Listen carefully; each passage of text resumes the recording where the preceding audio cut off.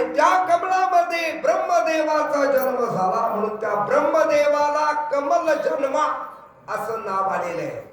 किंवा पद्मनाभा महाराज एक आहे, ज्याच्या नाभीतून पद्म म्हणजे कमल जन्माला आलं आणि त्या कमळातून ब्रह्मदेवाचा जन्म झाला. असा ब्रह्मदेवाला जन्म देणारा तू महाराज म्हणतात एक आहे, ब्रह्मदेवाचाही बाप आहेस. म्हणून लक्ष्मी वल्लभा, दीननाथा, पद्मनाभा या तीन नावांनी भगवंताची स्तुती केली प्रथम चरणामध्ये. आणि एवढी स्तुती केल्याच्या नंतर तुकाराम महाराजांनी हळूच आपल्या मनातील हृदगत देवासमोर व्यक्त केलं. भगवान, तुमच्या चरणाजवळ सुख आहे, त्या सुखाची प्राप्ती व्हावी असं मला वाटतंय. तेव्हा एक काम करा, तुमच्या चरणाचा मला आश्रय द्या, आधार द्या. सुख वसे तुझे पायी मज ठेवी तैवी ठाई. तेव्हा तुमच्या चरणाजवळ अखंड मला स्थान द्या. अशा आमच्या चित्तातलं, मनातलं, हृदयातलं हृदगत तुकोबाराने उलगडून देवाजवळ दाखवला. आणि एवढं बोलल्यानंतर तुकाराम महाराज पुन्हा अजून देवाला जरा हळवारपणानं बोलतात. भगवान, मी तुमच्याजवळ माझ्या मनातले इच्छित व्यक्त केलंय हो, पण हे काही जास्त मोठं नाही माझं मागणं. पण तुमच्या दृष्टीनं तुमच्यासारख्याच्या समोर माझ्यासारख्याने एखादं इच्छित व्यक्त करावं म्हणजे काही एवढं कठीण नाही. कारण तुम्ही साधे सुधे नाही, तुम्ही तर उदारांचे राजे आहात. या जगतामध्ये आजपर्यंत जेवढे जेवढे औदार्य संपन्न महात्मे होऊन गेले, त्या सगळ्या उदारांचा भगवाना राणा आहे. राणा म्हणजे राजा. तेव्हा उदारांच्या राजाजवळ मी मागतोय आणि हे माझं मागणे काही जास्त मोठं नाही, खूप कमी आहे. माझी अल्प ही वासना, तो उदाराचा राणा. आणि शेवटच्या क्षणात मारता, देवा मला माझ्या प्रारब्ध भोगानं त्रस्त केले हो, तेव्हा तुम्ही धावत या आणि माझं प्रारब्ध भोग खंडित करून टाका. तुका म्हणे भोगे पीडा केली धाव वेगी. सुख वसे तुझे पायी मज ठेवी तै ठाई. या अभंगाचा सरळ धावता असणारा भावार्थ माझ्या संक्षिप्त भाषेत तुमच्या समोर विशद करण्याचा मी प्रयत्न केलेला आहे. विठ्ठल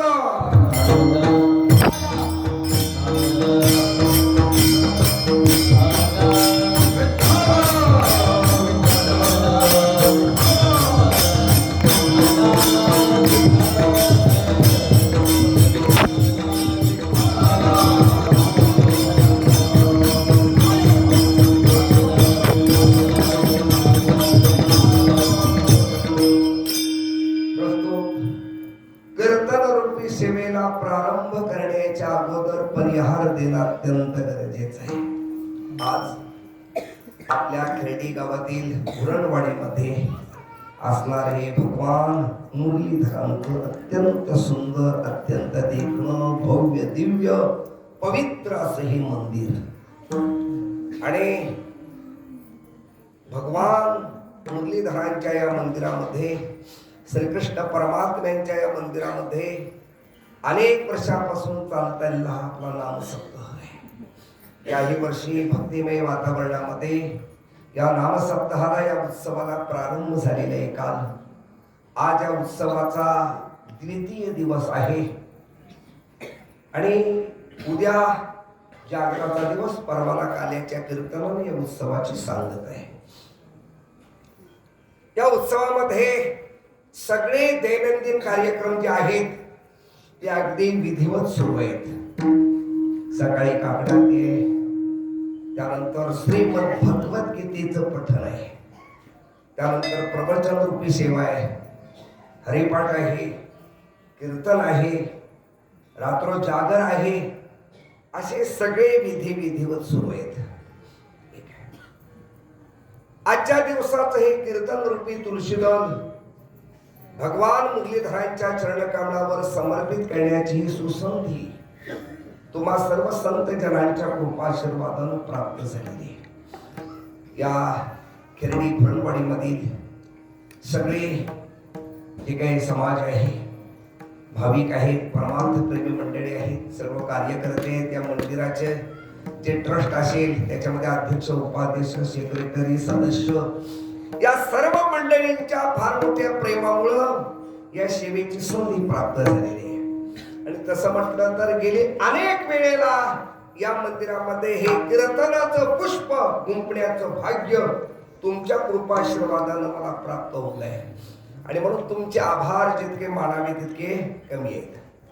असो, या संपूर्ण सप्ताहाला आणि मार्गदर्शन करणारे माझे परमार्थातील ज्येष्ठ श्रेष्ठ गुरुबंधू असणारे आमचे अण्णा महाराज चाळके या ठिकाणी उपलब्ध झालेले.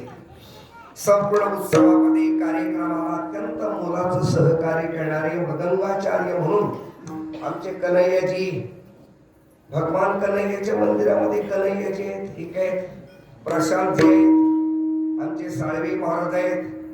आज योगायोगानं माझ्या परमार्थातील दिवस कंठ असणारे आमचे बळीरामजी महाराज हे काय चाळके तेही या ठिकाणी उपस्थित राहिले.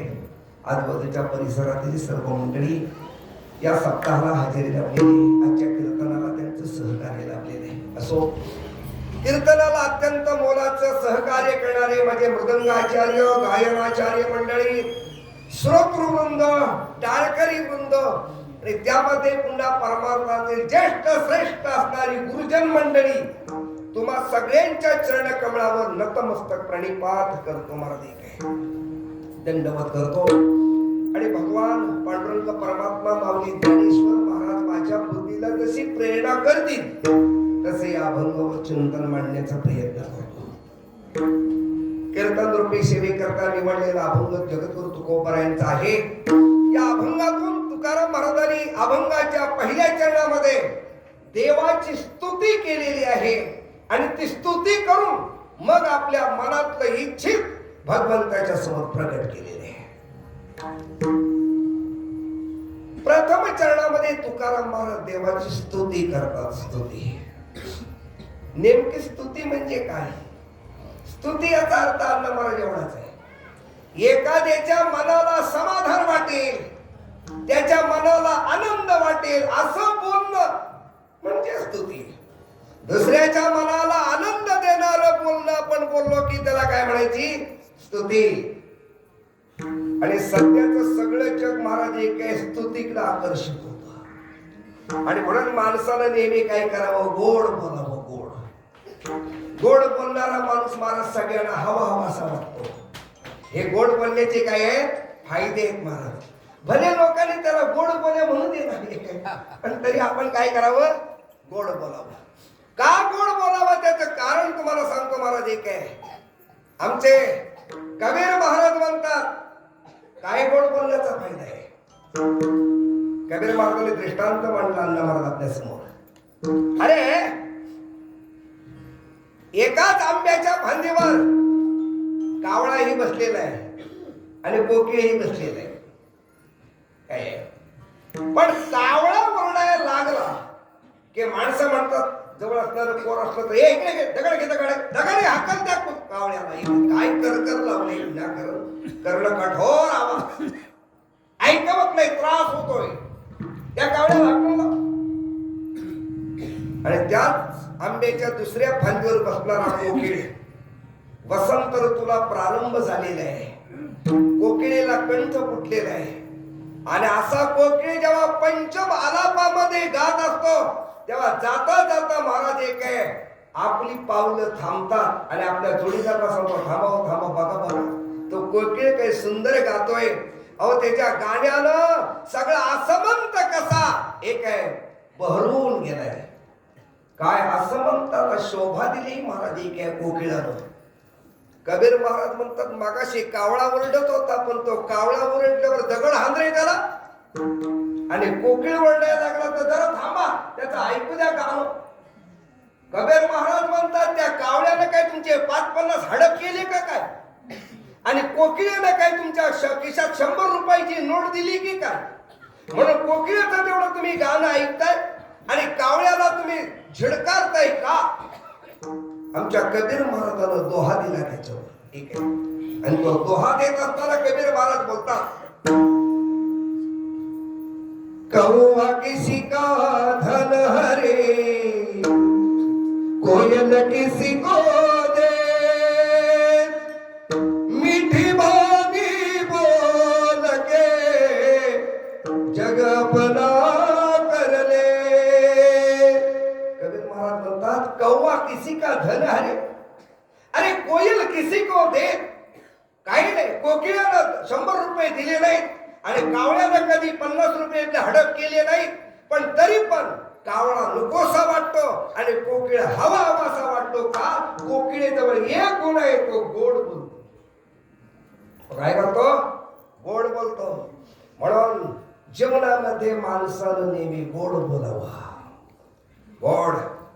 आमचे माऊली म्हणतात, साच आणि मवाळ, मितले आणि रसाळ, अमृतासारखे बोल बोलावे.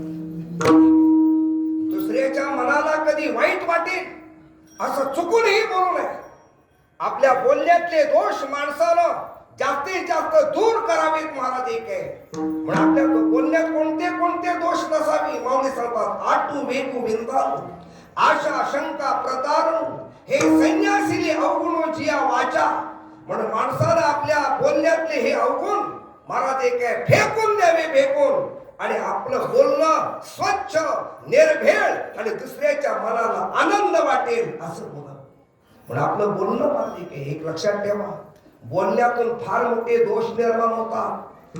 बोलण्यातूनच शत्रू तयार होतो आणि बोलण्यातूनच मित्र तयार होतो. महाराज बोलण्यानंच मैत्री दृढ होते आणि बोलण्यानंच महाराज एक आहे, 50 वर्षाची मैत्री सुद्धा एका क्षणात तुटते. आमच्या कबीर महाराजाला बोलावं लागलं, मंदिर तोड, मस्जिद तोड, लेकिन किसी का दिल मत तोड. अरे दुसऱ्याच्या अंतःकरणाला लागेल असं कधीही बोलू नकोस. महाराज एक आहे. कारण का? एक लक्षात ठेवा, यदा कदाचित तलवारीनं झालेला घाव कालांतरानं बुजून जाईल, जखम बुजून जाईल. एक आहे, चाकून सुरीनं बसलेला घाव सुद्धा बुजून जाईल. पण आपल्या बोलण्याच्या ओघातून आणि या कटुवाणीनं एखाद्याच्या हृदयाला जर जखम झाली तर ती जखम शेवटच्या श्वासापर्यंत महाराज बुजत नाही.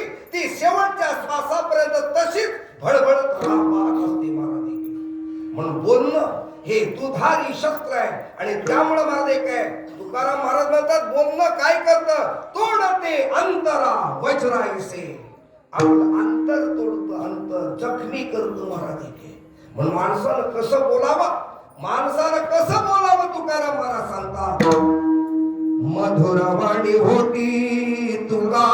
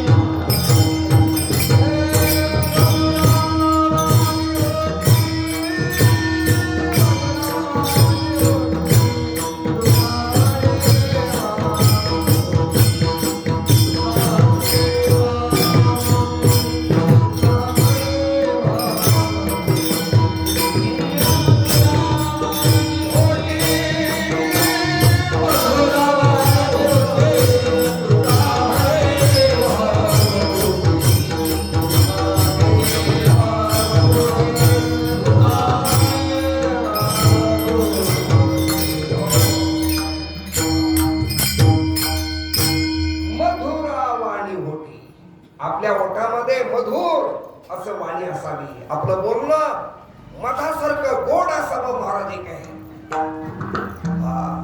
तुकोबाराय प्रमाण देतात, मुखी अमृताची वाणी देह देवाचे. अमृताची वाणी, अमृतासारखं गोड बोलणं असावं. गोड बोलण्याचा फायदा काय आहे तुम्हाला सांगतो. एक आहे, उद्या प्रयोग करून बघा. उद्या सकाळी गेलात आणि वाडीतून जात असताना, समजा तुमच्या शेजारच्या 1-2 घरं सोडलीत आणि तुमच्या वाडीतलंच घर आहे. अंगणामध्ये छोटस लहान मुलं आहे, 2 वर्षाचं आहे, खेळतय. आणि खेळता खेळता तुम्ही जवळ जा आणि त्याच्या आईला ऐकायला जाल इतक्या मोठ्याने म्हणा, वा वा वा वा, काय सुंदर मुलं आहे व हे. अहो अगदी गोपाल कृष्णाचं रूप. हा हा हा, काय हसरा चेहरा आहे. हा, काय गोंडस रूप आहे. अहो काय हसताना याच्या गालावर खडी पडते. काय कुरळे कुरळे केस आहेत. आणि इतकं बोला, त्या मुलाला झटकन उचलून घ्या आणि त्याचे 2-4 पटापट मुके घ्या. आणि ही तुमची कृती त्याच्या आईनं बघितली पाहिजे. आणि त्याच्या आईनं ही तुम्ही केलेली कृती पाहिली तर ती आतूनच आवाज देईल, महाराज बाहेरूनच काय निघाला. अहो किती दिवसाला आमच्या घराकडे तुम्ही फिरकला. कमीत कमी या ना, या बसा ना. अहो चहा तरी घेऊन जा. तुम्ही तरी नको नको म्हणाला तरी तुम्हाला चहा पाजल्याशिवाय ती पुढे जाऊन देणार नाही. आणि जर नाश्ता झालेला असता तर नक्की नाश्ता पण द्यायला कमी करणार नाही. एरवी गोष्टी हातानं पण कावळा न हाकलणारी बाई पण तुम्हाला चहा नाश्ता दिल्याशिवाय पुढे एक पाऊल जाऊ देणार नाही का. महाराज एक आहे, तुम्ही काय केलं, गोड बोलला. काय गोड बोलला, वा वा, काय मूल गोड आहे, काय मूल सुंदर आहे. आणि मुलाचाच महाराज गोडवे का, लक्षात ठेवा. काही बाई सुंदर आहे म्हणाला तर चपलीचा मार खायला होईल, लक्षात ठेवा. म्हणून स्तुती सुद्धा कुणाची करावी त्याला सुद्धा शास्त्र आहे महाराज. म्हणून गोड बोलावं. आणि हे गोड बोलणं तुकोबारायला चांगलंच माहिती आहे. तुकोबारायला चांगलं माहिती आहे. कारण तुकोबारायला जसा परमार्थ चांगला कळतो तसा अण्णा महाराज व्यवहार पण चांगला कळतो तुकोबारायला. हा, एक लक्षात ठेवा, संतांना व्यवहार कळत नाही असं नाही. संत तर व्यवहारातले सुद्धा महाराज एक आहे, हुशार आहेत. तुकोबारायची व्यवहारातली प्रमाण किती आहेत महाराज एक आहे. अरे बाबानो, व्यवहार करताना मुद्दलामध्ये पडे तोटा ऐसा खोटा उदीम. मुद्दला तोटा पडता कामा नये. आपण आपलं मुद्दल गमावता कामा नये. नाही नफा मिळणं हरकत नाही पण मुद्दला तोटा पडता कामा नये. हे प्रमाण काय सांगते, व्यवहार एक आहे. तुका म्हणे ताळा नाही तरी अवकळा, ताळा पाहिजे एक आहे. मिळालं किती, खर्च किती, मा एक आहे. याचा काय पाहिजे, ताळा पाहिजे. ताळा महाराज एक आहे. खरेदी कितीची झाली, विक्री कितीची झाली, महाराज तसा व्यापाऱ्याच्या ठिकाणी ताळा लागतो. आणि तो ताळा जर योग्य जमला तरच तो आपल्या धंद्यामध्ये काय होईल, यशस्वी होईल. हे तुकोबारायने व्यावहारिक प्रमाणे दिलेली. मी प्रमाण का सांगितली तर तुकोबारायला व्यवहार चांगला माहिती आहे.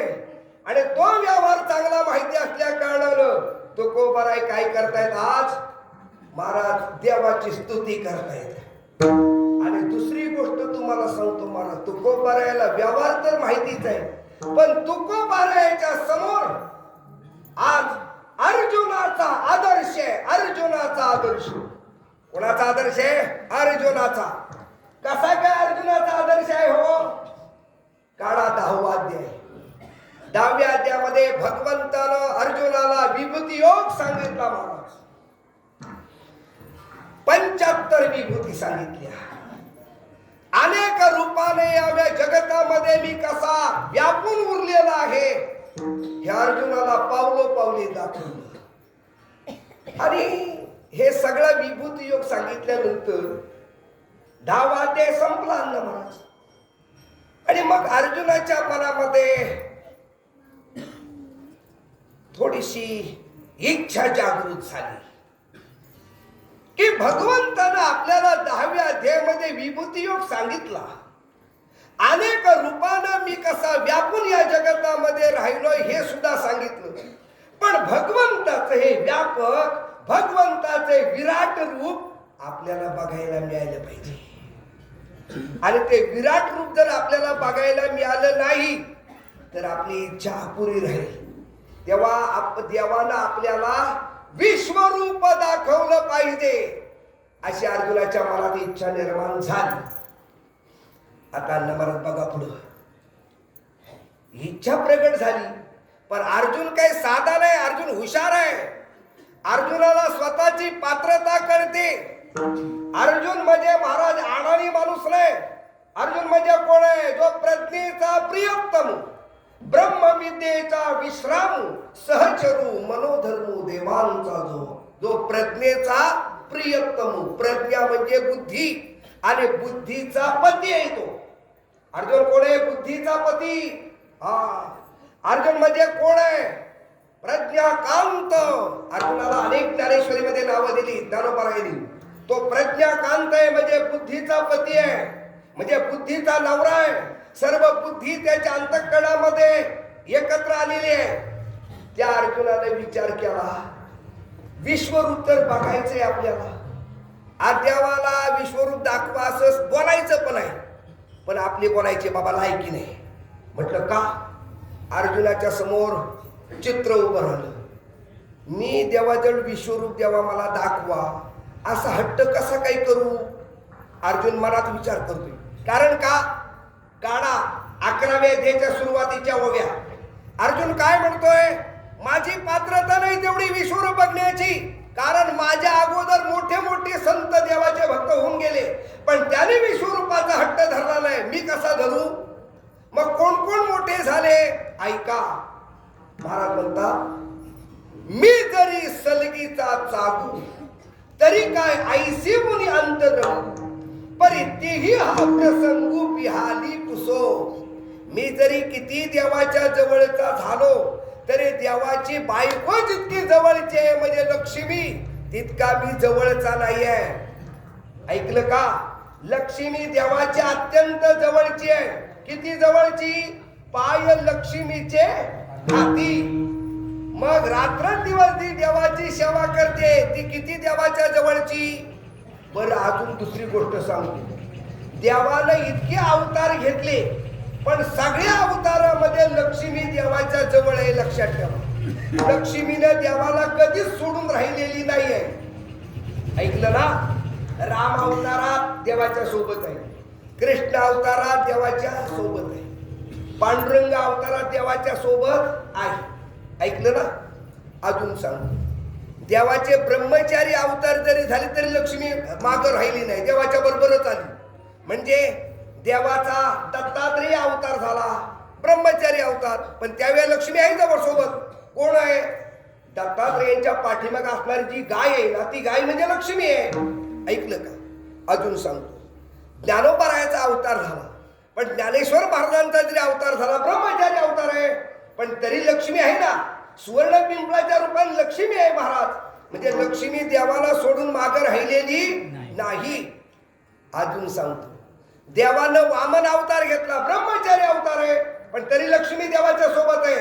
वामनाच्या डोक्यावरची छत्री आहे ना, ती छत्री म्हणजे लक्ष्मी आहे.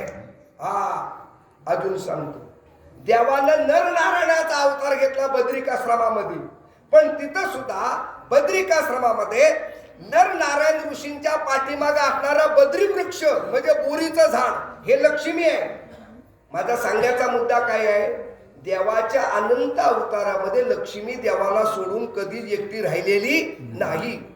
मग इतकी लक्ष्मी देवाच्या नित्य सानिध्यातली, पण त्या लक्ष्मीनं सुद्धा देवाला विश्वरूप दाखवा म्हणून कधी हट्ट केला नाही. मी कसा काय करू? अशा अर्जुनाच्या मनामध्ये शंका निर्माण झाली. मी जरी सलगीचा चांगू तरी काय ऐशिवने अंतरंगू, परिती ह्या प्रसंग बिहाली पुसो. चला, ज्ञानोबारांनी खुर्ची उभी दिली. माझी आवडे तैसी सेवा झाली तरी काय होईल गरुडाची येतुली, पण तोही हे बोली करीचा ना. मी जरी स्वतःला किती देवाचा सेवक समजलो तरी गरुडासारखी सेवा माझ्याकडे घडलेली नाही, कारण गरुड रात्रंदिवस देवाच्या समोर हात जोडून उभा आहे, सेवेसाठी तत्पर. तो देवाला सतत पाठीवर बसून त्रैलोक्यात भ्रमण करतो. त्या गरुडा इतकी माझी सेवा नाही. महाराज म्हणतात, म्हणून माझी आवडे तैसी सेवा झाली तरी काय होईल गरुडाचे तुली, पर तोही ये बोली करी चला. महाराज म्हणतात, एक आहे इतकंच नाही. महाराज म्हणतात, मी काय सनकाधिका हुनी जवळा, परी तया ह्या नागवेची चाळा. मी आवडेन काय प्रेमळा गोकुळींच्या ऐसा.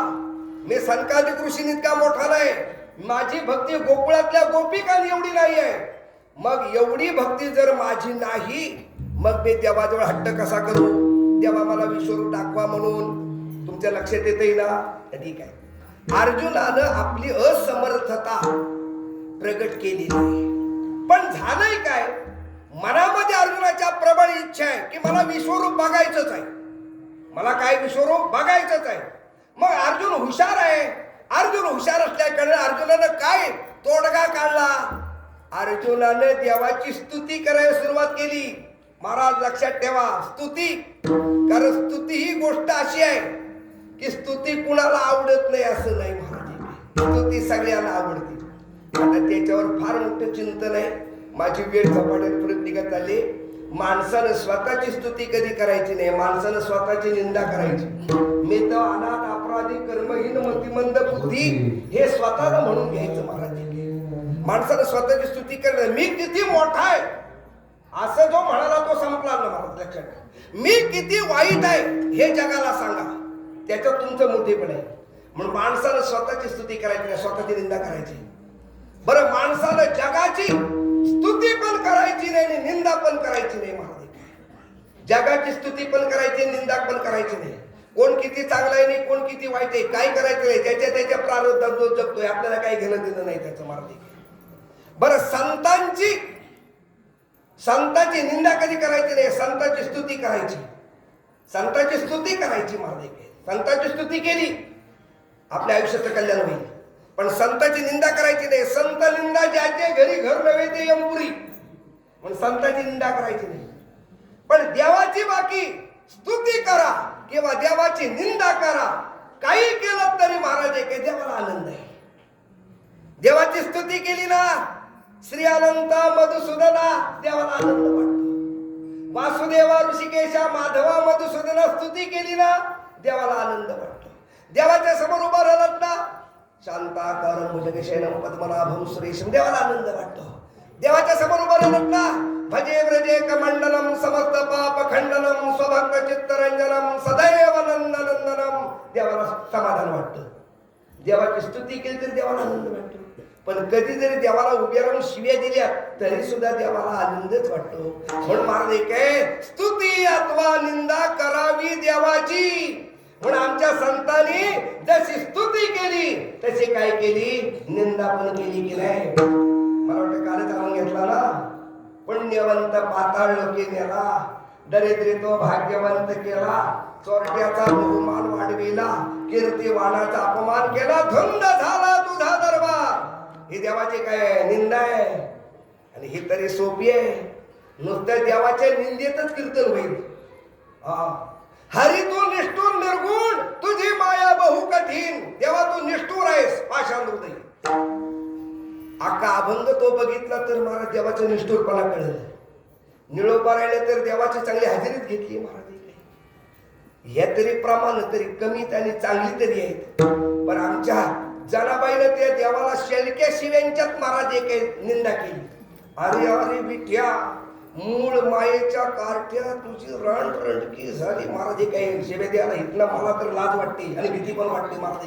काही तुझे गेले मडे, तुला पाहून काळ रडे, आणि उभी राहोनी अंगणी शिव्या देत दासी जनी. म्हणून देवाची स्तुती करा, देवाची निंदा करा. निंदा केली तरी देवाला आनंद, आणि स्तुती केली तरी आनंद. ज्ञानोबा म्हणतात, भक्त का वैरी व्हावे परी माझी याची. भक्त झाला तरी माझच व्हा, आणि वैरी झाला तरी माझच व्हा. गवळणींच्या शिव्या ऐकून हासे, आणि वेदाने स्तविता उगाची बैसे, असा परमात्मा आहे. तेव्हा महाराज अर्जुनाने विचार केला, आता देवाची स्तुती करूया.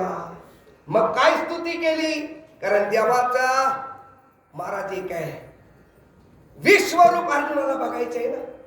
म्हणून अर्जुनाने देवाची स्तुती केली. काय स्तुती केली, काढा 11 वाद्य पुन्हा. तुझे औदार्य जाणो स्वतंत्र, देतान म्हणसी पात्रा पात्र, परी कैवल्यासे पवित्र जे वैरी दिले. तुवा सनकाधिकाचे निमाने, सायुज्य सौरस्वती दला पुतले, जे विषाचे निस्तन पाने मारवाली. आकारात सुयाच्या सभासदी, देखता त्रिभुवनाची मांदी कैसा शतदा दुर्वाक्यशील विस्तेजलाशी ऐशा अपराधी शिशुपाळा तुवा आपण पे ठाव दिला गोपाळा आणि उत्तांचनाच्या बाळा काय ध्रुवपदी चाल तो वनाला याची लागी जय बैसावे विद्याचे उत्संगी चंद्र सूर्यादिकाल प्रसिद्ध जगी श्लाघ केला तू ते आराधीला ऐके होती पुंसा बोलवीत कौतुके ते वैकुंठित्वा गणिके सुरवाड केला ऐसा अपात्री परितू उदारू मारदे काय हा मारदे काय दे दान म्हणून दारवंटे करू झालाशी बळीचा तेव्हा तुझ्यासारखा उदार जगात कोण नाही बाप उदार देव अपरमी तू एवढं सगळं बोलल्यानंतर देव पागळला ना महाराज स्तुती करावी देवाला बरं वाटलं जरा आणि मग देवाला हळूच अर्जुनाने विचारलं अर्जुना एवढी माझी स्तुती केलीस अरे तुझ्या मनात काय असेल ते बोल ना तुझ्या मनातलं सगळं इच्छित मी पूर्ण करीन अर्जुन त्याचीच वाट बघित होता अर्जुनाने सांगितलं देवा मी तुझी स्तुती का केली माहितीये मला तुझं विश्वरूप बघायचंय विश्वरूप अरे वेळा मगाशीच बोलायचं ना अर्जुन म्हटलं मगाशीच कुठं आता तू वेळा झालाय स्तुती केली मुळे आणि त्यामुळे तू पागल नाहीस लगेच होकार दिलायस एक देव म्हटले अर्जुना अरे तुला विश्वरूप हे बघ दाखवतो पश्चिमे पार्थ रूपाणी शतशोत सत्रेच्या नाना विधानी दिव्यानी नाना वर्णान प्रतिनिधित्व अर्जुनाच्या बोला सरसा देव विश्वरूप होईला पैसा लगेच देवाने विश्वरूप दाखवलं तुम्हाला कळलं ना याचा अर्थ काय तुकाराम महाराजांच्या समोर अर्जुनाचा आदर्श आहे अर्जुनाने देवाची स्तुती केली स्तुती केल्या केल्या देवानं विश्वरूप दाखवलं खरं म्हटलं तर आजपर्यंत विश्वरूप कुणालाच दाखवलं नव्हतं का दाखवलं होतं काढा 4था अध्याय महाराज म्हणतात की जे न संगेची पितिया वसुदेवाशी जे न संगेची माते देवकीशी जे न संगेची बंधू बळीभद्राशी ते गुह्य अर्जुनेशी बोलला देवी लक्ष्मी एवढी जवळी परी तेही न देखे या प्रेमाचे सुख आजी कृष्ण स्नेहाचे पीक या तेच्याती या जगदीश्वराचे प्रेम एक दिसत असे निरुपम कैसे पार्थेने सर्वोत्तम पुण्य केले काय अर्जुनानं पुण्य केलं की अर्जुनाला विश्वरूप दाखवलं महाराज विश्वरूप दाखवलं कुणाला अर्जुनाला दाखवलं पण अर्जुनाला का दाखवलं अर्जुनाने देवाची स्तुती केली स्तुतीनं देव भुलला आणि वेडा झाला आणि मग अर्जुनाला विश्वरूप दाखवलं आलं लक्षात ना तसं तो आदर्श तुकाराम महाराजांच्या जवळ आहे अर्जुनाचा तुकाराम महाराजांनी मनात विचार केला आपल्या पण मनातलं जर इच्छित देवानं ताबडतोब द्यायला पाहिजे ऐकायला पाहिजे असं वाटत असेल तर देवाची पहिल्यांदा स्तुती करूया आणि म्हणून तुकाराम महाराज देवाची स्तुती करायला लागले काय स्तुती केली अभंगाच्या पहिल्या चरणात लक्ष्मी वल्लभा लक्ष्मी वल्लभा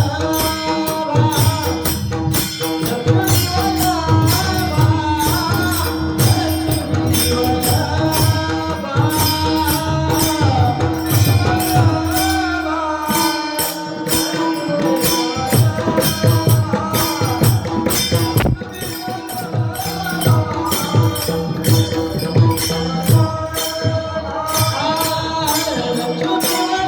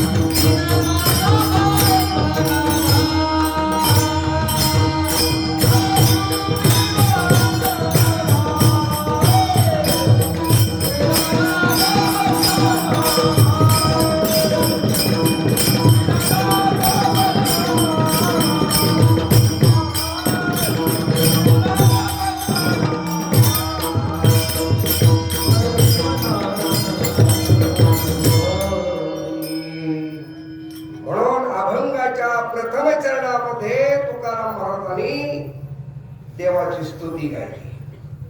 ती स्तुती गात असताना देवाच्या अनंत नामापैकी 3 नामाचा उल्लेख केला प्रामुख्यानं. आणि त्या 3 नामामधील पहिलं नाव आहे लक्ष्मी वल्लभा. चला चिंतन मानू आपण. लक्ष्मी वल्लभा. लक्ष्मी वल्लभा या नामाचा अर्थ काय होतो? करा संधी फोड. लक्ष्मी अधिक वल्लभ. लक्ष्मी अधिक वल्लभ. लक्ष्मी म्हणजे लक्ष्मी आणि वल्लभ याचा अर्थ वल्लभ म्हणजे नवरा. वल्लभ म्हणजे मालक. वल्लभ म्हणजे कोण? मालक. तो लक्ष्मीचा नवरा आणि तो लक्ष्मीचा कोण आहे? मालक. त्याला काय म्हणायचं? लक्ष्मी वल्लभ. मोठी गंमत आहे महाराज. अख्खं जग लक्ष्मीच्या मागे लागले. अख्खं जग लक्ष्मीच्या मागे लागले महाराज. सामान्य संसारिकही लागले आणि मी म्हणणारे परमार्थिक पण लक्ष्मीच्याच मागे लागले. सगळेजण कोणाच्या मागे लागले? लक्ष्मीच्या.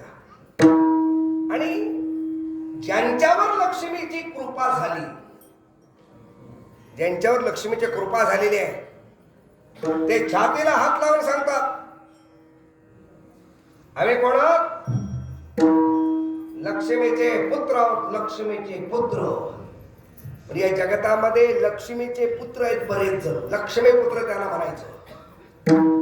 काही जण आहेत ते लक्ष्मीचे दास आहेत. ते लक्ष्मीचे दास, लक्ष्मी दास आहेत. म्हणून जगात लक्ष्मीचे दास भरपूर मिळतील बघायला, पावलं पावलं. लक्ष्मीचे पुत्र सुद्धा बरेच बघायला मिळतील. पण लक्ष्मीचा मालक फक्त एकच आहे, बाकी कोण नाही. या जगात लक्ष्मीचा मालक फक्त एक भगवान परमात्मा. तो लक्ष्मीचा कोण आहे? मालक. आता लक्ष्मीचा मालक म्हणजे लक्ष्मी काय साधी सुधी बाई आहे का? लक्ष्मी म्हणजे आपल्या गावामध्ये एखादी लक्ष्मी असते तिचं नाव लक्ष्मी आहे का? ही लक्ष्मी वेगळी. हे लक्ष्मी म्हणजे देवाची पत्नी. बरोबर काय? लक्ष्मी सामान्य नाही आहे. त्या लक्ष्मीचं वर्णन केलंय ज्ञानेश्वरीच्या 9व्या अध्यायामध्ये. काय वर्णन केलं त्यानं? लक्ष्मीचं वर्णन. महाराज सांगतात नातरे आतिलेपणे सरसी कवण आहे लक्ष्मी ऐशी स्त्रिये सारख्या दासी घरी येते ते खेळता करती घरकुली तया नामे अमरपुरी जरी ठेविली तरी काय न होती बाहुली इंद्रादित्यांची. ते नावडवणे जेव्हा उडीती तेव्हा महेंद्राचे रंग होते. ते जे झाडाकडे पाहते ते कल्पवृक्ष ICGAच्या जवळिका सामर्थ्यपणे घरची या पायिका ते लक्ष्मी मुख्य नायिका न पगेची येथ बरोबराने वर्णन केले. ऐकलं का? काय होवे कशा? नातरी आतिलेपणे सरशी कवण आहे लक्ष्मी अशी स्त्रिये सारख्या दासी घरी येते. हे वर्णन लक्ष्मीचं नाही आहे. बारकाई नाही का? ह्या सांगितलेल्या वेळे लक्ष्मीचं वर्णन करणाऱ्या नाहीत. लक्ष्मीच्या घरामध्ये घर काम करणाऱ्या ज्या दासी आहेत त्या दासींचं वर्णन आहे. ज्ञानोबाने कुणाचं वर्णन केलंय? दासींचं. घर काम करणाऱ्या लक्ष्मीच्या ज्या सेविका आहेत त्या सेविकांचं वर्णन केलंय. त्या लक्ष्मीच्या घरामध्ये तिच्या ज्या दासी आहेत, अरे त्या मनात आणलं त्यांनी तर महाराज झाडाला पण कल्पवृक्ष करतील. त्या लक्ष्मीच्या दासींच्या मनात जर आलं तर दगडाला सुद्धा चिंतामणी करतील. अरे त्यांच्या मनात आलं तर एखाद्या भिकाऱ्याला सुद्धा इंद्र बनवतील. आणि त्यांच्या मनात आलं तर एखाद्या इंद्राला सुद्धा रंग करायचं सामर्थ्य काय आहे त्यांच्यामध्ये. हे कुणाचं सामर्थ्य आहे? लक्ष्मीच्या दासींचं. आता तुमच्या लक्षात येते ना, लक्ष्मीच्या घरातल्या दासी जर एवढ्या मोठ्या तर लक्ष्मी केवढी आणणार मोठी. पियेजवळ जर एवढी प्रॉपर्टी आहे, मग मंत्री महोदयांजवळ किती असेल, आमदार खासदारांजवळ किती असेल? फक्त नुसते त्यांचे पिये हाताखाली काम करणारे, त्यांची एवढी प्रॉपर्टी आहे. मग जर महाराज एक आहे, साधे पियेची जर एवढी आहे, तर मग साहेबांची प्रॉपर्टी किती आहे?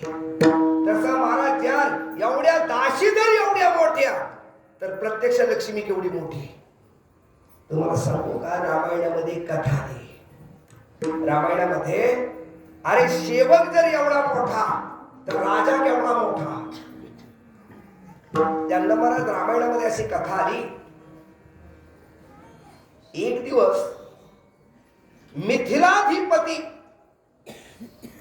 सीतेचे वडील राजे जनक कसं काय फिरत फिरत फिरत फिरत फिरत अयोध्येच्या हद्दीमध्ये आले. अयोध्या राज्यात आले आणि त्याला त्या दिवशी काय शिकारीची लहर आली कुणास माहिती.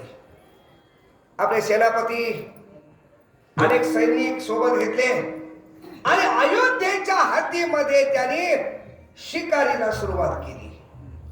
पण शिकार करता करता दुर्दैवानं त्या दिवशी हरणाची शिकार न होताना नेमकी शिकार झाली एका गायीची, आणि राजे जनकाच्या हातून गोवध झाला, गाय मारली गेली.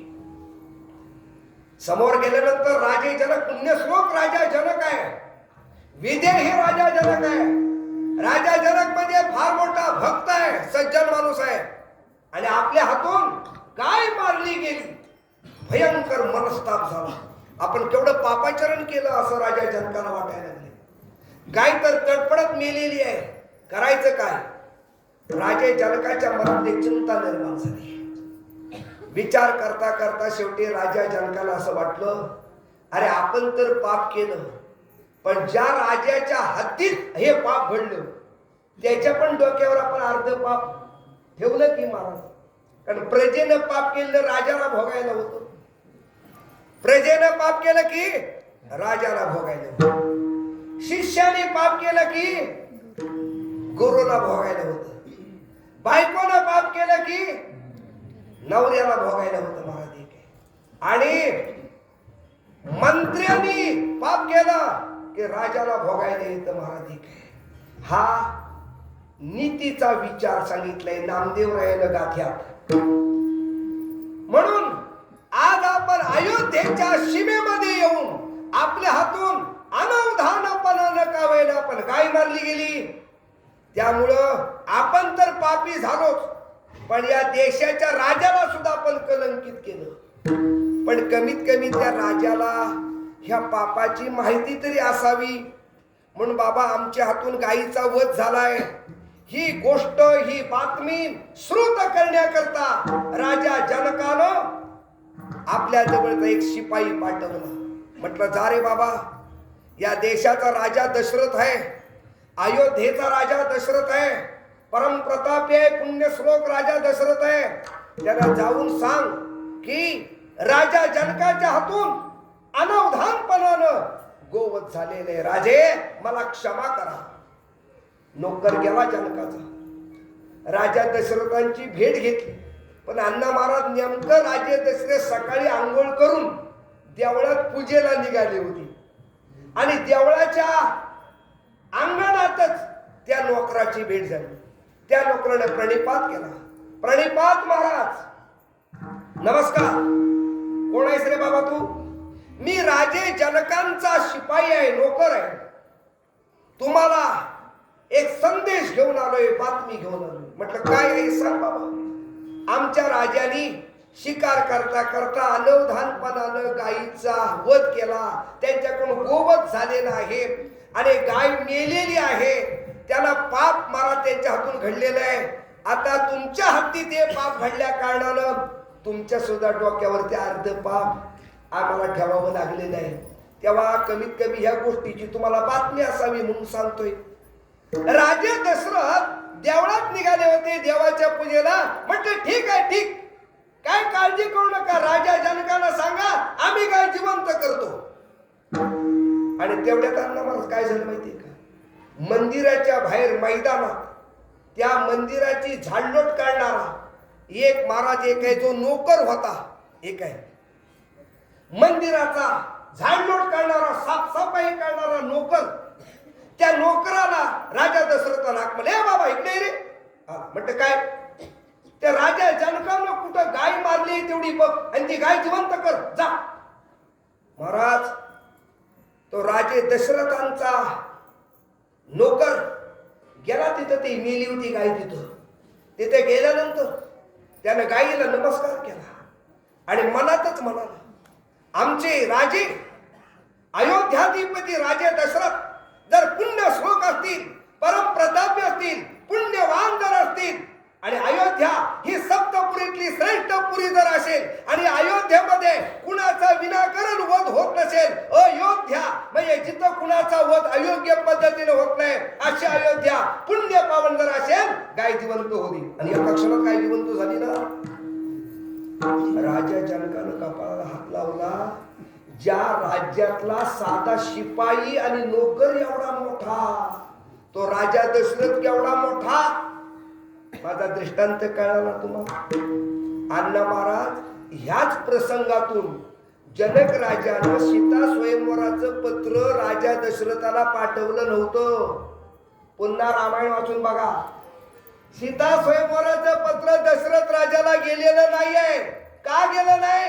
राजा दशरथाच्या मनात भीती होती, जर समजा आम्ही स्वयंवराचं पत्र पाठवलं आणि राजा दशरथाला यायला नाही मिळालं आणि त्यानं जर एखाद्या झाडूवाल्याला पाठवला आणि त्यानं जर सीता महाराज काय स्वयंवरात जिंकली तर त्याच्यापेक्षा पत्रच पाठवायचं नाही.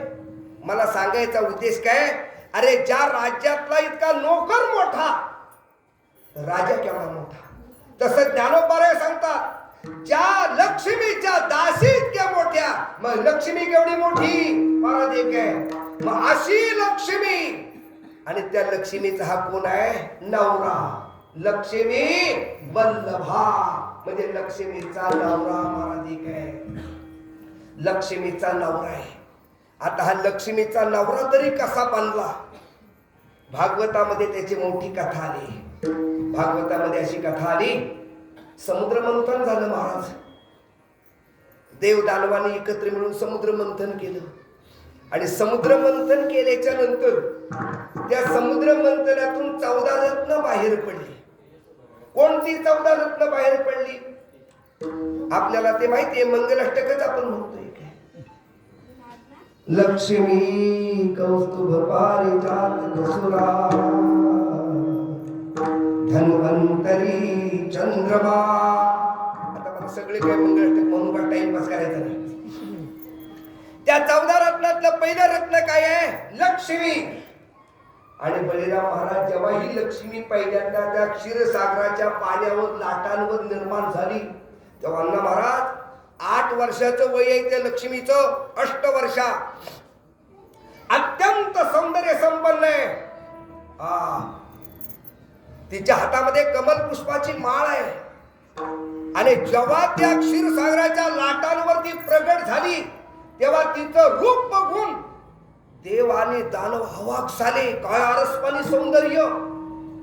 सगळ्यात पुढे अण्णा महाराज ते राक्षस होते. राक्षस, त्या राक्षसाने आपलं काम थांबवलं नव्हते, त्या पोरीकडेच बघित राहिले. बापरे काय देखणं सौंदर्य आहे. प्रत्येकाच्या राक्षसच ते. राक्षस म्हटले की आसुरी वृत्ती. आणि मग त्यांच्या मनात आलं, आपल्या गळ्यात हिनं माल घातली आणि आपल्याला नवरा म्हणून पसंत केला तर बरं होईल. पण आता मला पसंत करायला तू लायकीचा पाहिजेस ना. लक्ष्मीनं बघितलं, हे सगळे आपल्याकडे आशाळभूत नजरेनं बघतायत. लक्ष्मीनं काय केलं, ती कमल पुष्पाची माळ होती ना, ती हातात होती मोकळी, तिनं ती गुंडाळली, आपल्या पोटाशी धरली आणि जी पळत निघाली ती राक्षसांची रांग सोडून पुढे गेली निघून. तेव्हा आता कुठे राक्षसांच्या ध्यानात आलं, अरे गेली रे गेली. म्हटलं आपल्याला नाही पसंत केलं. देवांच्या रांगेच्या पुढे येऊन उभी राहिली. आता देवांच्या रांगेच्या तोंडावर उभे राहिल्यानंतर तिथं जरा श्वास घेतला आणि सगळ्या 33 कोटी देवांकडे बघितलं. तेवढ्यात तिथे एक म्हातारा देव पुढे आला. त्या म्हाताऱ्या देवाचं नाव आहे विश्वकर्मा देव. परवाच्या दिवशीच आहे ना विश्वकर्मा जयंती. हा. मग ते विश्वकर्मा देव पुढे आले. त्या विश्वकर्माने नमस्कार केला. आई साहेब प्रणिपात, काय तुमची सेवा करू?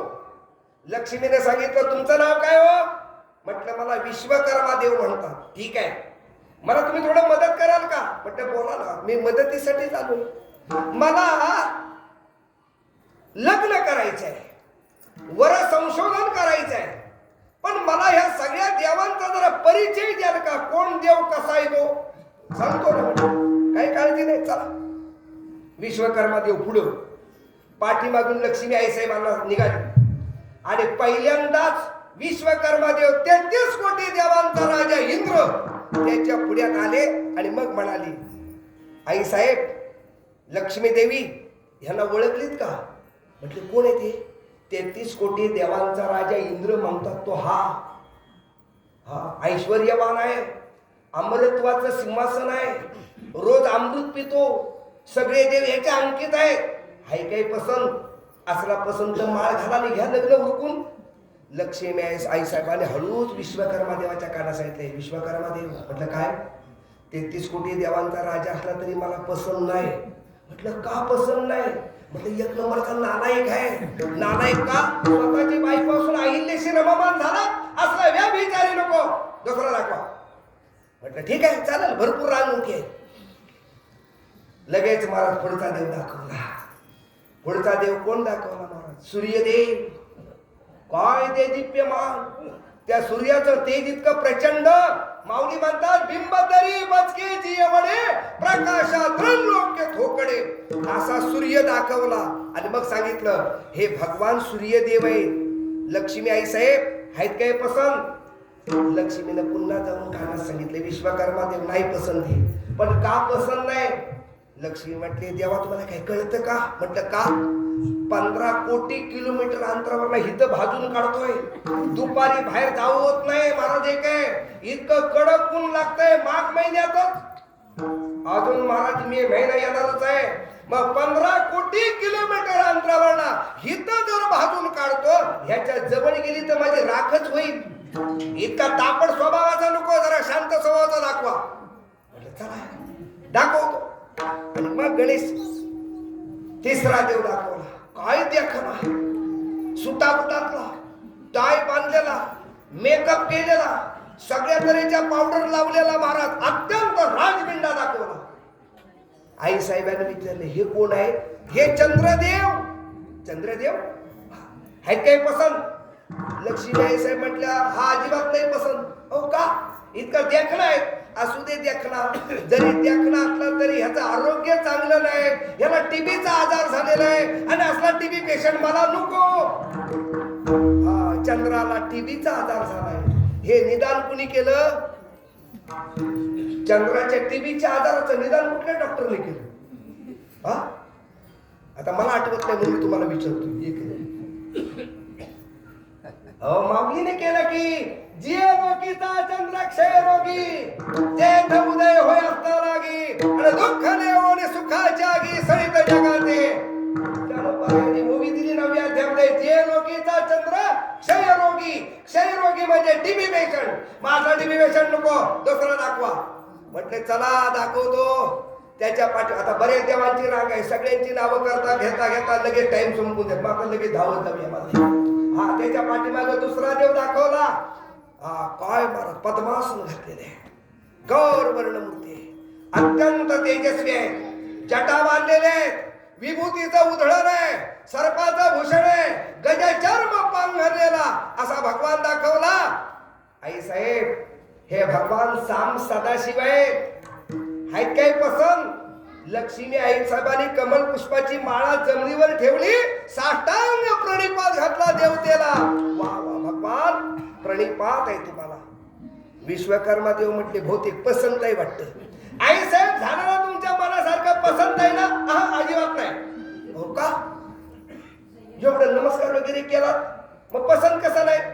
अरे बाबा विश्वकर्मा देव ते देवादिदेव महादेव आहेत, त्यांचा अधिकार मोठा आहे, त्यांच्या अधिकाराला मी नमस्कार केला, पण ते मला नवरा म्हणून पसंत नाही. म्हटलं का?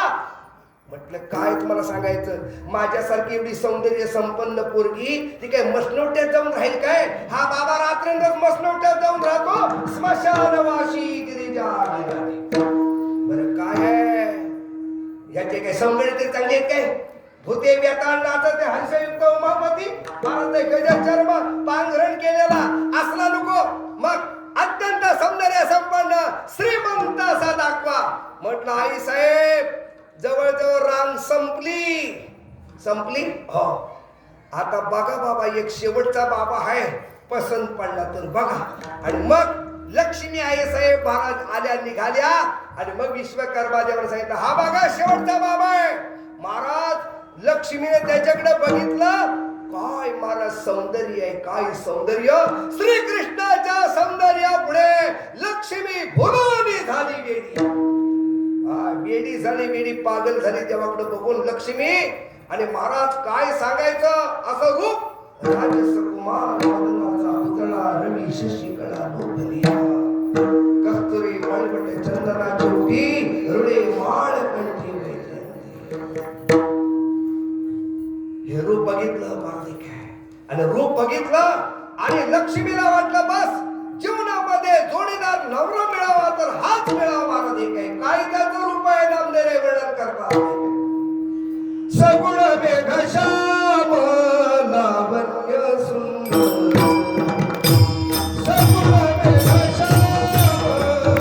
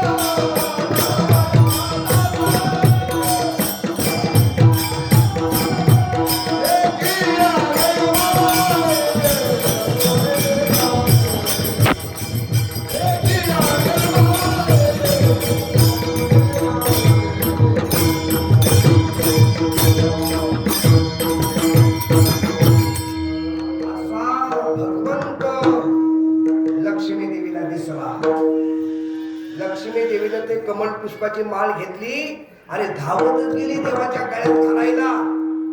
पण गंमत काय झाली माहितीये का, आता देवाच्या गळ्यात देऊन माळ घालणार तेवढ्या देवान तिचा हात वरच्यावर धरला. थांब, माळ घालू नकोस. लक्ष्मीने सांगितलं, देवा मला ओळखलीच नाही, मी लक्ष्मी आहे. लक्ष्मी तुम्ही मला पसंत पडलात आणि त्यामुळे नवरा म्हणून तुमचा मी स्वीकार केलाय.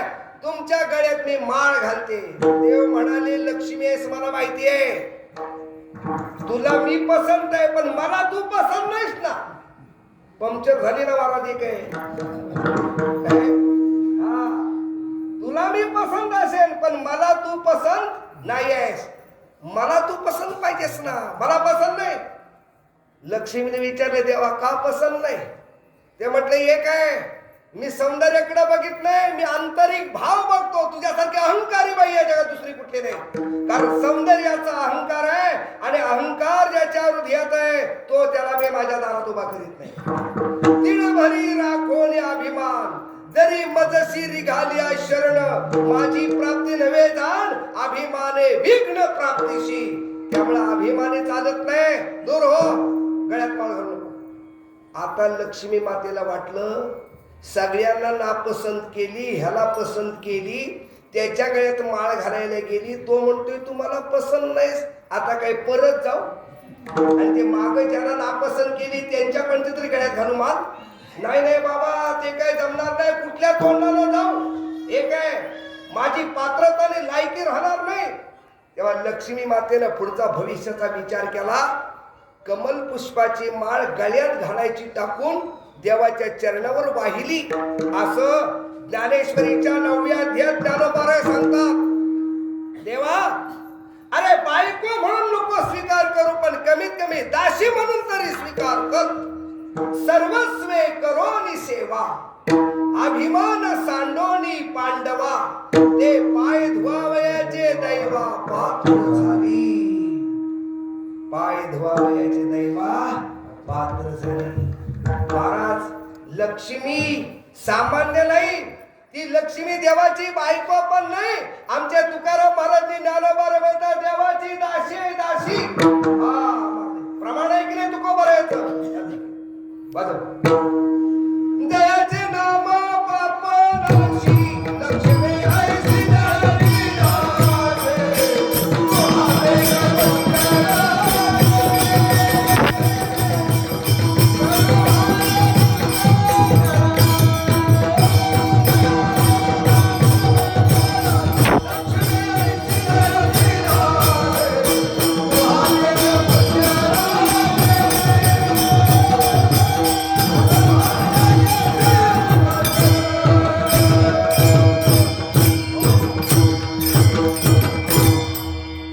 जयाचे नाम पाप नाशी, लक्ष्मी ऐसी जयाची दासी.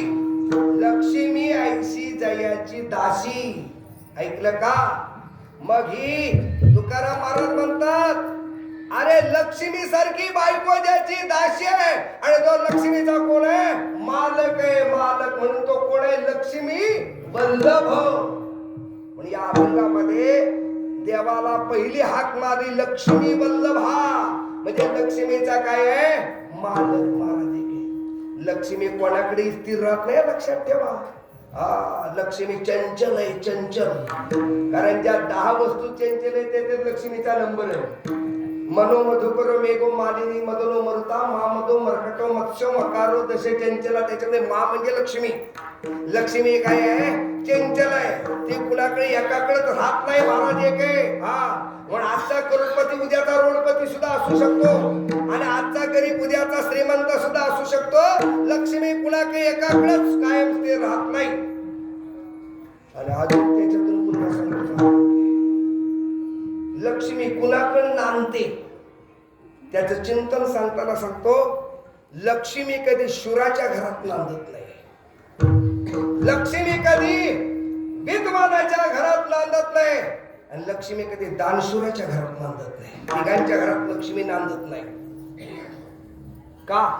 त्याचं कारण सांगतो. शूराच्या घरात लक्ष्मी नांदत नाही, कारण लक्ष्मीला वाटतं अरे हा शूर आहे, याला स्वतःच्या देहाची फिकीर नाही.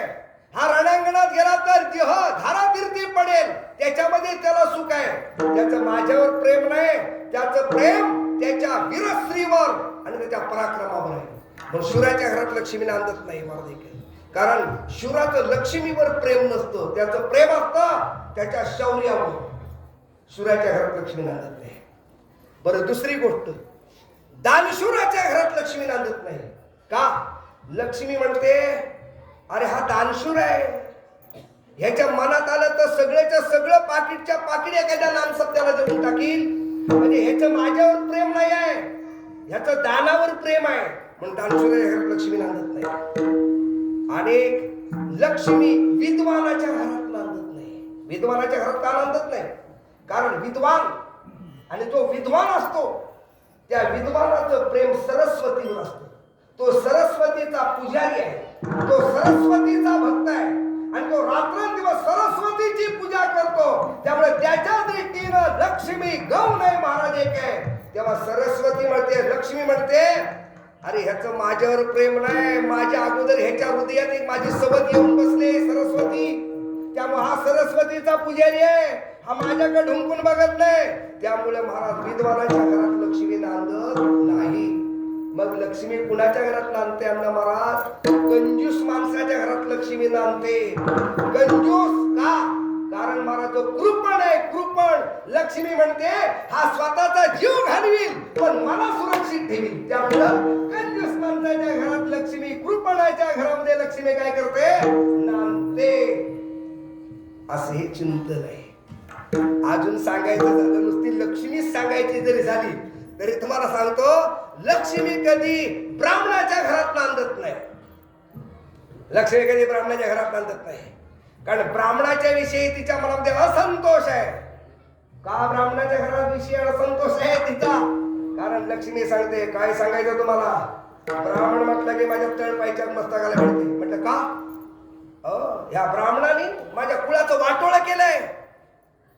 काय केलंय यांनी? श्लोक सांगतो तुम्हाला.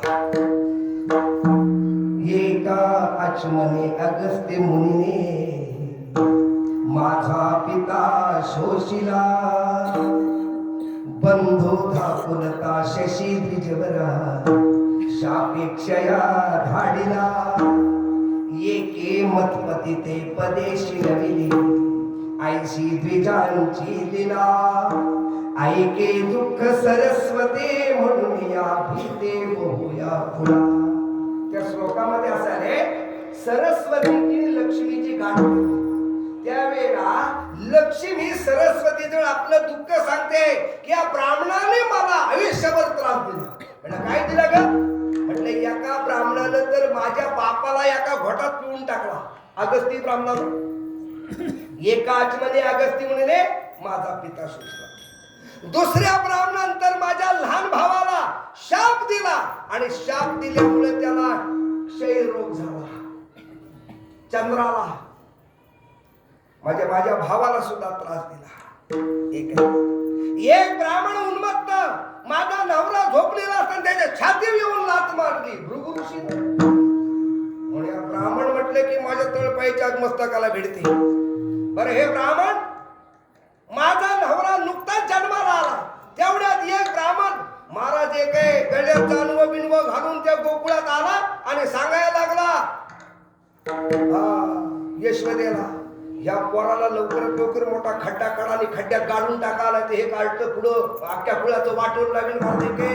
जन्मल्याबरोबर माझ्या नवऱ्याविषयी नको ते भविष्य सांगितलं म्हणून ब्राह्मणाचं ते माझं पटत नाही. लक्षात ठेवा. म्हणून ब्राह्मणाच्या घरात लक्ष्मी नांदत नाही महाराज. तरी पण अण्णा मला सांगतो, एक दिवशी बंडाचं त्या कराटकरांचं कीर्तन होतं. म्हणजे घडलेला प्रसंग सांगतोय. आणि त्या कीर्तनामध्ये बंडाचा त्याने हा विषय मांडला होता. तेव्हा तुमच्यासारख्या सुज्ञ एका माणसाने विचारलं, मग महाराज ब्राह्मणाच्या घरात लक्ष्मी नांदत नाही, मग सध्या ब्राह्मण वर्ग श्रीमंत दिसतो. ते म्हटले एक नंबरचं काम नाही, 2 नंबरचा पैसा असेल कधी. मोठ्यांची बोलणे मोठ्यांची बोलणे मोठी असतात महाराज. आपल्याला एवढं चिंतन घ्यायचंय की महाराज सांगतात एक आहे, लक्ष्मी कुठं नांदते. आणि मग लक्ष्मी नांदते कुठं माहितीये का? यत्र योगेश्वर कृष्णो यत्र पार्थो धनुर्धरा तत्र श्री विजय होती ध्रुवार्णेतेर मतेर मम. या ठिकाणी भगवान आहे, जिथं तो श्रीकृष्ण रावो जेथ तेथ लक्ष्मी. म्हणून लक्ष्मीचा तो कोण आहे? मालक आहे. मालक. लक्ष्मीचा तो कोण आहे? नवरा आहे महाराज एक. आणि ह्या दृष्टीनं तुकाराम महाराजांनी देवाला हाक मारली, लक्ष्मी वल्लभा. ठीक आहे, चला पुढे. लक्ष्मी वल्लभा पदाचा अर्थ सांगितला. आता तुकाराम महाराज देवाचं दुसरं नाव घेतात, लक्ष्मी वल्लभा दिवना.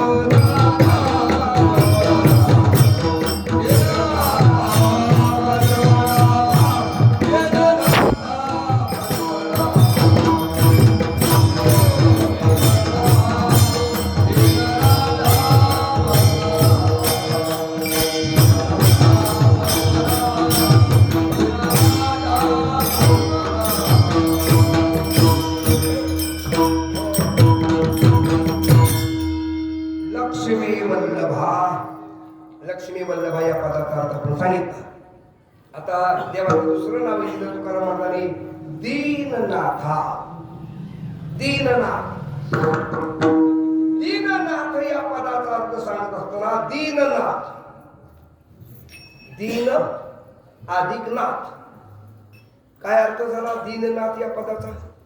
एक आहे, सांगतो तुम्हाला. दीन, दला जर पहिली वेलांटी दिली मग जर दीन झाला तर अर्थ वेगळा होतो.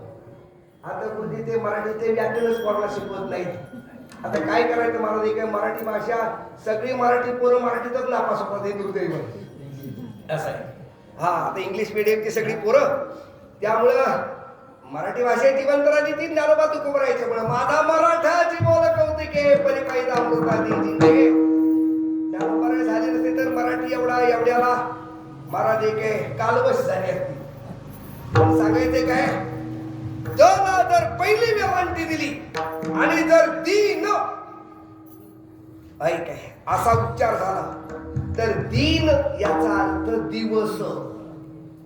दला पहिली वेलांटीने दीन असा उच्चार झाला तर काय होतं, दीन याचा अर्थ दिवस.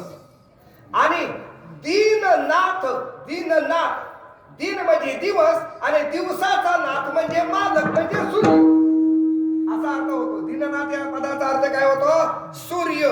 पण जर पहिली वेलांटी दिली तर, पण इथं पहिली वेलांटी नाही आहे, इथं दुसरी वेलांटी आहे, दीननाथ. मग इथं दीन याचा अर्थ काय, दीर्घ आहे, एक आहे रस्वानी दीर्घ, त्यामुळे ही वेलांटी दीर्घ आहे, एक आहे दीननाथ. मग दीननाथ याचा अर्थ, दीन म्हणजे काय, दीन याचा अर्थ दुबळा, दीन याचा अर्थ गरीब, मार्दिक आहे. मग असा जो दुबळ्यांचा गरिबांचा नाथ म्हणजे मालक, आश्रयदाता, त्याला काय म्हणायचं, दीननाथ. ठीक आहे, आपण अर्थ याचा करूया थोडासा. आपली जेवढी वेळ आहे तेवढ्यात करायचं, जास्त वेळेच्या पुढे जायचं नाही. दीन, दीन याचा अर्थ गरीब, दीन याचा अर्थ दुबळा, महाराज एक आहे. मग गरिबांवर कृपा करणारा असा एक अर्थ होतो. मग गरिबांवर देव कृपा करतो का, हो करतो. कसा काय करतो, भगवंत काय येणारे 4 भक्त, जास्त बाकीचे भक्त सांगित नाही.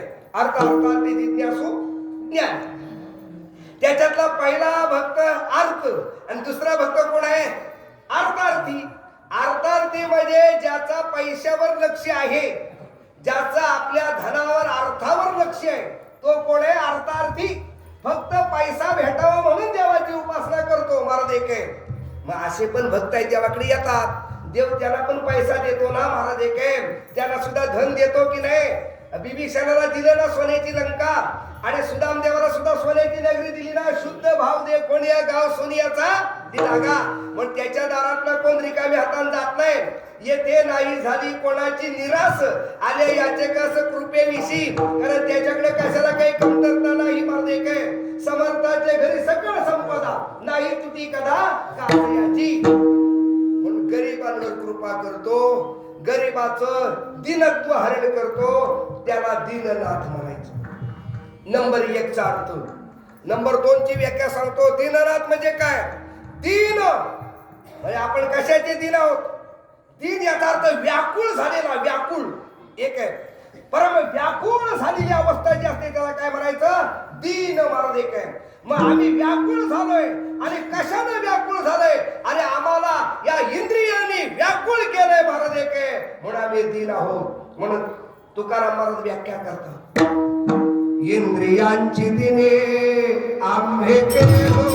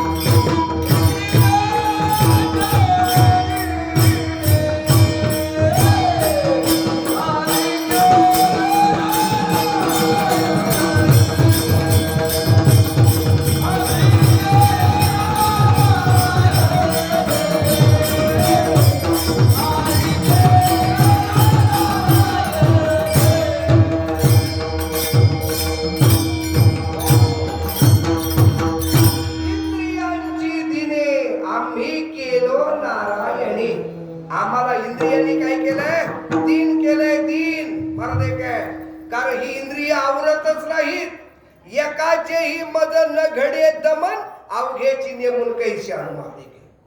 इंद्रियांवर कंट्रोल करणं साधी गोष्ट नाही. वाचावदे परिकरणे कठीण आणि इंद्रिय अधीन झालो देवा. इथं गादीवर उभं राहून 2 तास बोलायला भरपूर आहे महाराज. पण जसं बोलावं तसं वागणं घडत नाही ना. काय होतंय, जसा इथं 2 तास बोलतो तसं वागणं घडत नाही महाराज. का घडत नाही? इंद्रियांची दिने आम्ही केलं नारायणी.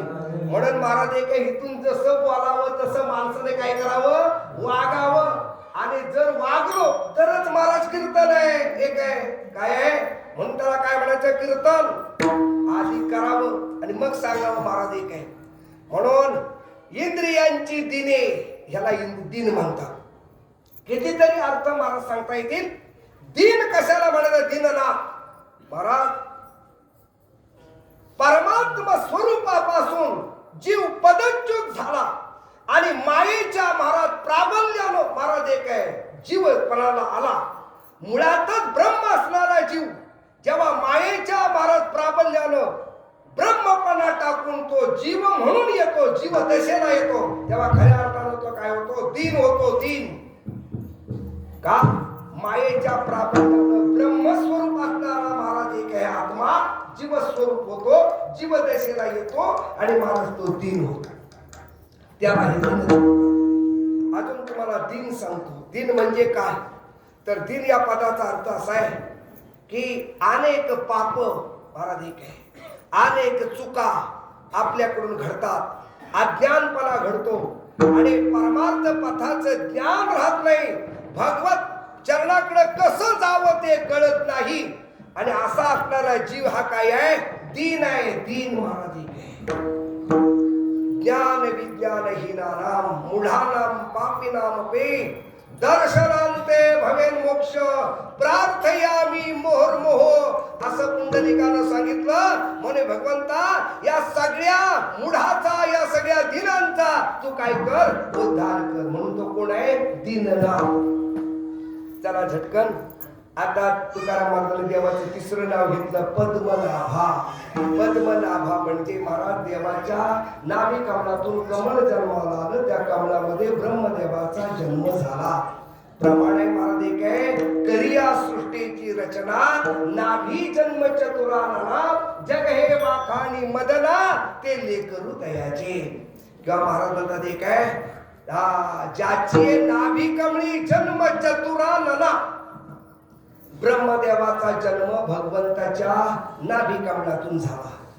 म्हणून तुम्हाला एक अजून थोडस वेगळं चिंतन सांगतो की या जगतामध्ये अशी 3 पोरं आहेत महाराज. या जगात 3 पोरं असे, एकाला बाप आहे पण आई नाही, दुसऱ्याला आई आहे पण बाप नाही, आणि तिसरा असा एक आहे त्याला आई पण नाही आणि त्याला बाप पण नाही.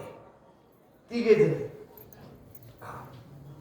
त्याच्यामध्ये बाप आहे पण आई नाही. ब्रह्मदेव.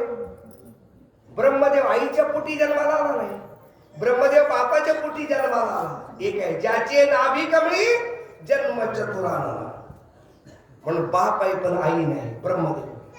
दुसरे एक मुलं आहे महाराज, आई आहे पण बाप नाही महाराज. एक गणपती बाप्पा.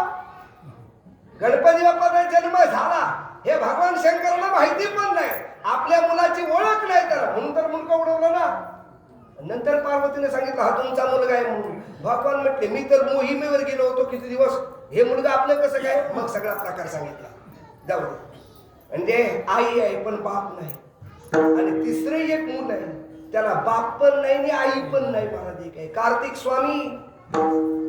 कार्तिक स्वामीला आई पण नाही बाप पण नाही महाराज. एक आहे. आता ती मोठी कथा शिवल्या मुक्ताला आहे, तुम्ही सांगत नाही. त्यापैकी ब्रह्मदेव जो आहे ना तो भगवान विष्णू परमात्म्याच्या पोटी जन्माला आला, म्हणून त्याला पद्मनाभा असं नाव ठेवले. आता फक्त या 3 नावाचा अनन्य संबंध सांगतो तुम्हाला. ठीक आहे, आपली वेळ संपलेली. मगाशी तुम्हाला बोललोय मी की तुकाराम महाराजांनी या अभंगातून देवाजवळ आपल्या मनातली इच्छित मागणी देवाजवळ केलेली. ऐकलं का? ती देवानं आपली इच्छा पूर्ण करावी म्हणून तुकाराम महाराजांनी अभंगातून देवाची स्तुती गायलेली. मग आजचे पॉइंट सांगतो तुम्हाला. ती स्तुती करताना 3 नावाने स्तुती केली.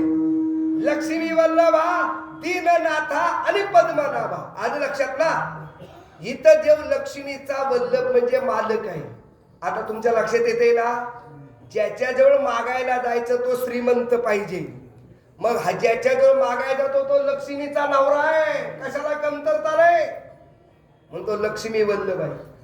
बरं, नुसता श्रीमंत असून उपयोग नाही. ज्याच्याजवळ मागायला जायचं त्याच्याजवळ देण्याची वृत्ती पाहिजे, दानच पाहिजे ना. त्याच्या मनामध्ये महाराज एक आहे, दीन दुबळ्याच्या विषयी अर्थभाव पाहिजे ना. आणि म्हणून तुकाराम महाराजांनी देवाचं दुसरं नाव घेतलं दीननाथा. या दीननाथा नावातून देवाची कारुण्यता प्रगट झाली. आलं का लक्षात? पहिल्या नावातून देवाचं ऐश्वर्य प्रगट झालं, दुसऱ्या नावातून देवाचं कारुण्य प्रगट झालं, आणि मग तिसऱ्या नावातून पद्मनाभा. पद्मनाभा ह्या नावातून तुकाराम महाराजांनी देवाचं आपलं नातं सांगितलं. देवा, तुमचा आणि माझा जवळचा नात्याचा संबंध आहे. तुम्ही माझ्या इतक्या नात्यातले आहात. तुम्ही आमचे आजोबा आणि आजोबा नातवावर जास्त प्रेम करतो महाराज. आजोबा कसं काय आजोबा सांगतो तुम्हाला. आता कुणी जर विचारलं मला, नारायण महाराज तुमच्या वडिलांचं नाव अमुक अमुक, त्यांच्या वडिलांचं नाव अमुक अमुक, असं सगळ्यांचं पाठी नाव सांगता सांगता सांगता सांगता साखळी बरीच लांब गेली. मग शेवटी सगळ्यांचा बाप एकच आला. कोण? ब्रह्मदेव. ब्रह्मदेवाला आपल्याला तयार केलं म्हणजे ब्रह्मदेव कोणता? तुमचा आमचा सगळ्यांचा कोण आहे? बाप झाला. बरं ठीक आहे, ब्रह्मदेव आपला बाप, पण ब्रह्मदेवाचा बाप कोण हो? म्हटलं ब्रह्मदेवाचा बाप भगवान विष्णू परमात्मा, त्याच्यापासून ब्रह्मदेवाची निर्मिती झाली. मग एक लक्षात ठेवा, ब्रह्मदेव आपला बाप आणि ब्रह्मदेवाचा तो बाप, म्हणजे त्याचा आणि आपला संबंध काय झाला? तो आपला आजोबा आणि आपण त्याचे कोण झालो? नातू. बरं, नुसतं मी सांगतोय म्हणून नाही, भगवद्गीतेत तो स्वतःच्या तोंडून बोलतो, मी या जगाचा बाप आहे, मी या जगाचा आजोबा आहे, आणि मी या जगाची आई सुद्धा मीच आहे. पितहमस्य जगतो माता धाता पितामहम्. या कारणे मी पिता, महत्ब्रह्म हे माता, अपत्य पंड सुता जगडंबरू. आणि म्हणून पद्मनाभा या नावातून तुकाराम महाराजांनी देवाचा आणि आपला संबंध हळूच पुढे केला आहे. आलं लक्षात ना? तेव्हा देवा, तुमचा आणि माझा संबंध आहे. मी तुमचा नातू आहे, तुम्ही माझे आजोबा आहात, आणि आमच्या नातवानं जे जे मागावं ते आजोबानं द्यावं. तुका म्हणे आम्ही मागावे लढी वाये, पुरवावी आणि वाय बापे. महाराज एवढं चिंतन सांगितलं. तुकाराम महाराजांनी देवाला बरोबर भुलवलं महाराज. आणि मग देव म्हटले, तुकाराम महाराज आता एवढी माझी स्तुती केली, नुसती स्तुती करता करता 2 तास तुम्ही त्याच्यात घालवले. बरं, तुम्हाला काय मागायचे ते लगेच मागा. म्हटले देवा, बाकी काय मागायचं नाही, सुख वसे तुझे पायी मज ठेवी. सुख तुमच्या चरणाजवळ वास्तव्य करतं, तेव्हा ते सुख मिळण्याकरता तुमच्या चरणाचा मला कायम आधार द्या. तुका म्हणे आपले माझे काय सुख वसे तुझे पायी. तुका म्हणे काही न मागो आणि का तुझे पायी सुख सर्व आहे. ठीक आहे, एवढे केल्यानंतर देव जरा गप्प राहिले.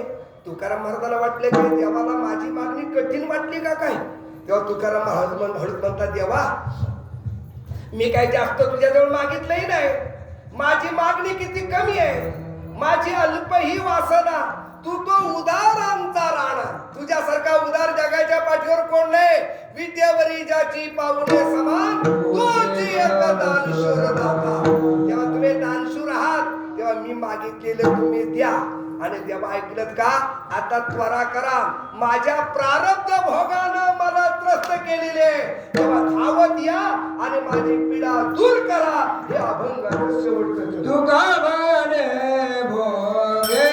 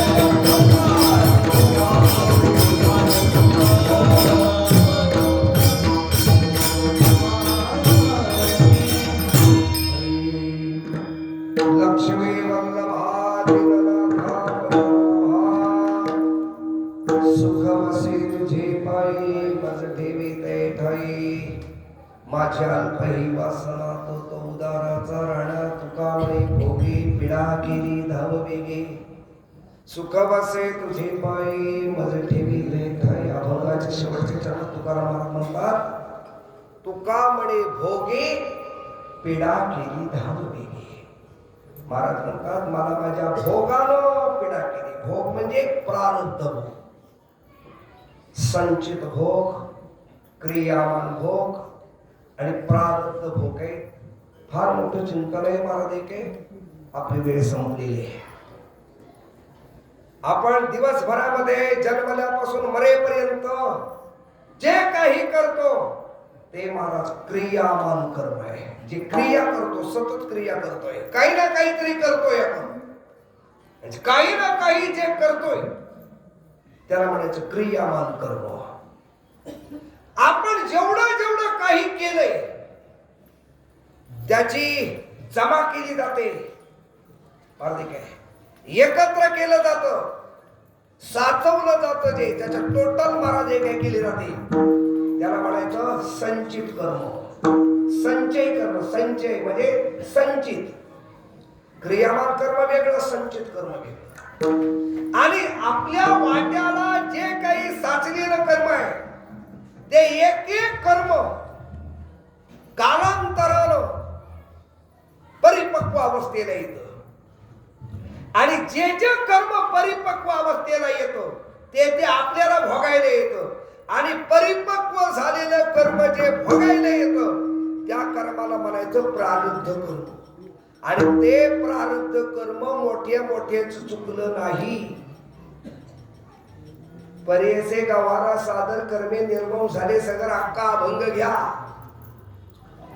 कोणाला सुटलं नाही, कोणाला सुटलं नाही ते नाही. पण ह्या बाबाला तरी कुठं सुटलंय महाराज. एक गर्भ रेखा रेटळेना बाण लागला जगजीवना कृष्णे सांडिल्या गोपांगणा हे नारायणे आदिमूर्ती. भगवान कृष्ण परमात्म्याला सुद्धा महाराज एक कर्म हा प्रारब्ध भोग सुटला नाही. फार मोठी पुराणामध्ये कथा आहे ती महाराज. तो प्रारब्ध भोग सुटावा म्हणून दुर्वासानं फार मोठा प्रयत्न केला. पण शेवटी भगवंताचा प्रारब्ध भोग सुटला नाही. सगळं देवाचं अंग वज्रमय झालं. पण शेवटी देवाचा तळवा तेवढा कोमल राहिला आणि तिथंच व्याधाचा बाण बसला आणि भगवंताला निजधाम गमन करावं लागलं महाराज. ठीक आहे. आमच्या संतांनी वर्णन केलं भोग देवाला सुद्धा सुटला नाही. कर्म रेषा रे टळेना बाण लागला जगत जीवना कृष्णे सांडिल्या गोपांगणा हे नारायणे आदिमूर्ती. आणि म्हणून हा प्रारब्ध भोग देवाला सुद्धा सुटला नाही. पण एक लक्षात ठेवा, देवाची कृपा झाली तर बाकी हा प्रारब्ध भोग सुटतो. एका जनार्दनी भोग प्रारब्धाचा हरी कृपे त्याचा नाश झाला. हरीला प्रारब्ध भोग सुटला नाही. पण हरीची कृपा झाली तर हरीच्या भक्ताला बाकी या प्रारब्ध भोगातून सुटका मिळते. तेव्हा तुकाराम महाराज म्हणतात देवा तुका म्हणे भोगे पिढा केली धावविली. सुख वसे तुझे पायी मज ठेवी ते ठाई. या अभंगाचं चिंतन मला जेवढी वेळ मिळते तेवढ्या वेळेमध्ये तुमच्या समोर मांडण्याचा प्रयत्न केलेला आहे. करविली तैसी केली कटकट वाकुडी का नीट देव जाणे. किंबहुना तुमचे केले धर्म दिसलेले तेच माझे निवरले पायी कपण ज्ञानेश्वर